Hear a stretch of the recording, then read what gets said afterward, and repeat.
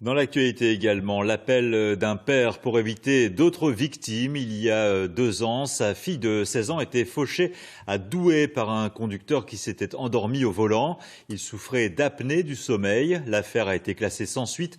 Ce père lance aujourd'hui une pétition pour que le permis de conduire soit retiré à cet homme. Myriam Chelcher et Laurent Navez ont recueilli son témoignage. Je demande qu'une seule chose, et ce n'est pas grand-chose, c'est juste le retrait de son permis. J'ai aucune haine et j'ai même pardonné à cet homme. C'était le 20 février 2018. Ma fille Sephora, âgée de 16 ans, qui est scolarisée au lycée Châtelet à Douai, quitte le foyer familial afin de se rendre au lycée. Et elle est sur le trottoir à quelques pas de cet arrêt de bus. Et en sens contraire, sur cette route, un homme arrive en voiture. Et cet homme qui est atteint d'une pathologie du sommeil s'endort au volant, monte sur le trottoir et percute violemment Sephora. Et elle décédera quelques heures après.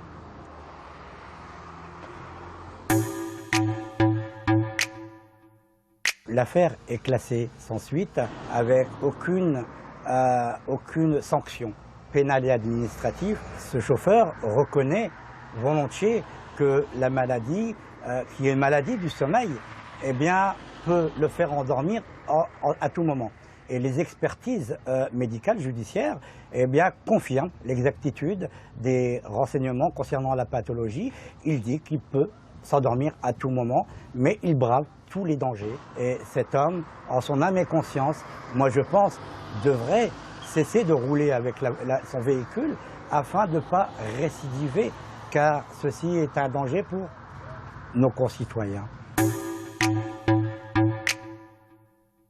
Je ne veux pas que cet homme aille en prison pour la simple et bonne raison, c'est qu'il est papa, il a des enfants et il a une épouse et il est marié. J'ai aucune haine, aucune animosité à l'égard de cet homme et j'ai même pardonné à cet homme.